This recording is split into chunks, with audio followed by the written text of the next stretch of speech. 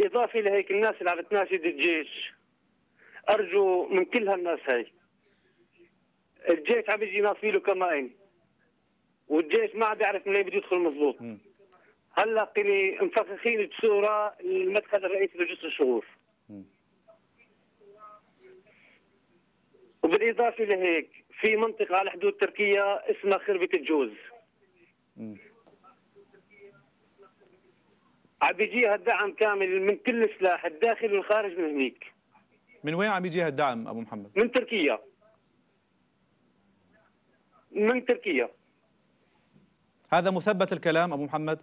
مثبت. ونحن في قرية على الطريق العام بين خربة الجوز حدود تركيا وجسر الشغور. حتى في قرية جنبنا تعدادها 5000 نسمة. صار فيها لاجئين من جسر الشغور بحدود ل10,000 نسمة. طيب أبو محمد، الآن كيف الوضع عندك؟ الوضع يرثى له. الوضع يرثى له. والله العظيم يا أخي عم يقطعوا الطرقات بقوة السلاح، وعم يطلعوا الناس إجباري. طيب أبو محمد، عندك شيء تضيفه؟ بتمنى من الجيش يدخل بس بأصول. طيب. لأنه راح يدخل الجيش ويحاوطوه. وبالإضافة لهيك طلب صغير. تفضل. أرجو أنه خطبة الجمعة القادمة يا ريت خطبة الجمعة تلتغى في القرى وفي المدينة في جسر الشغور. طيب أنا أتشكرك أبو محمد من ريف جسر الشغور على مداخلتك هذه. دكتور محمد، هذه الاستغاثات وهذه النداءات التي يطلقها الناس، هل اليوم الدولة حتى تفرض الأمن والاستقرار تحتاج إلى استغاثات أم تحتاج إلى ضغط معين، أم أن هذا جزء من مسؤوليتها الأخلاقية والقانونية والسياسية والإنسانية، جزء من مسؤوليتها اليوم أن تحافظ على أمن واستقرار أي مواطن في أي مكان كان؟ طبعا يؤسف إلى أن يعني يستخدم الجيش بالداخل، لكن على ما يبدو أن الوضع والظرف يفرض يعني الدخول بهذه المسألة. يعني هل اليوم المسؤولية الدولة أن فقط يعني حينما يأتيها نداء تتدخل، أم أن هذا جزء من واجبها؟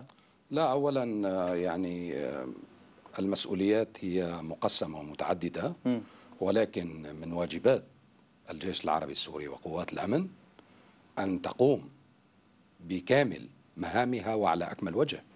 أولا هذا الجيش هو من أبناء هذا الوطن، يعني ليس علينا أن ننتظر لكي أحد ينادينا أو يناشدنا. هذه الأرض أرضنا، نحن متجذرين فيها منذ آلاف السنين، وواجبنا واجب الجيش والشعب وقوات الأمن وقوات الاستخبارات والمواطنين الشرفاء الدفاع عن أرضهم وعن بلدهم في هذا الوقت.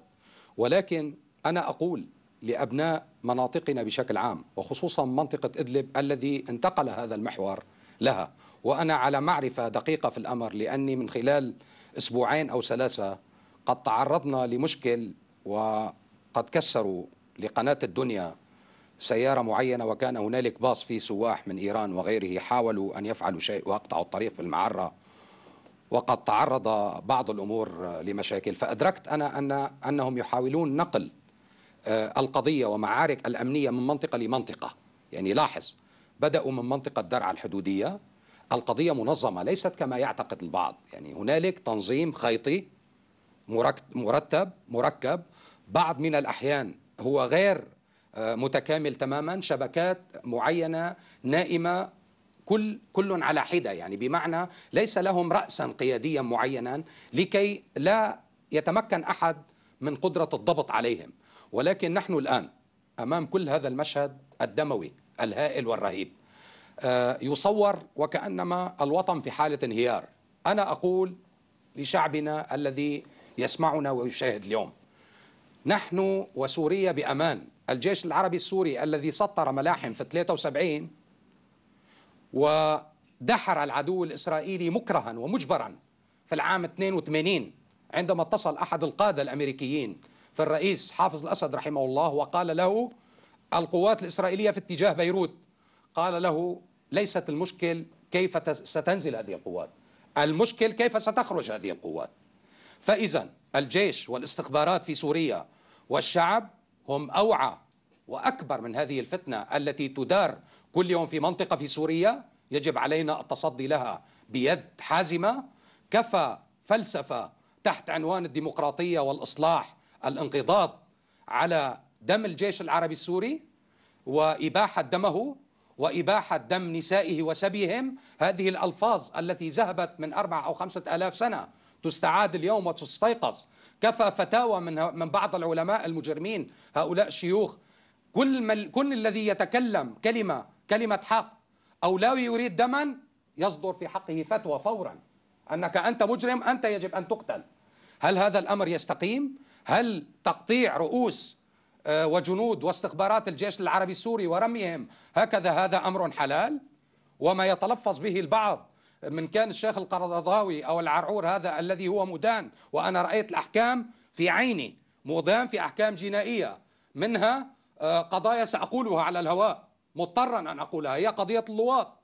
وقد مارس في فترة من الفترات أنه جاءت فتاة تقول له أن هنالك علي سحرا معينا، فقال لها تعالي أتيني عارية. أقلعت ثيابها في الكامل ومارس أنه يريد أن يخرجها ويخلص لها السحر. هل يعقل أن هؤلاء عبر هذه الأقنية هي التي تدير شعوب نامت عقولها الآن؟ نحن نعلم ماهية فرض التوازنات الجديدة في المنطقة، نعلم مدى الضغط مداه، ونعلم أنهم يريدون إضعاف سوريا لإخراجها من المركز المحوري التي عادة وتاريخيا هي الضمان فيه، وهو التوازن للمنطقة. على الأتراك وعلى القطريين وعلى كل الدول العربية أن تعي أن الذي يحصل في سوريا لن يكون بعيدا عنهم إذا ما استمروا في غيهم ودعم بعض هذه الأطراف. نحن نعلم أن CIA هي التي تدير المعارك في سوريا، ونعلم أن الموساد الإسرائيلي متدخل في الأمر، ونعلم أن الحلف الأطلسي يصدر، ونعلم الدعم المالي الهائل في المليارات الليرات، ونعلم الدولة التي أرادوا أن يقيموها في دير الزور وليد فارس مستشار الكونغرس الأمريكي وجون ماكين. نعلم كل هذه المخططات ولدينا الكثير، وسوريا لديها ملفات كبيرة وعديدة.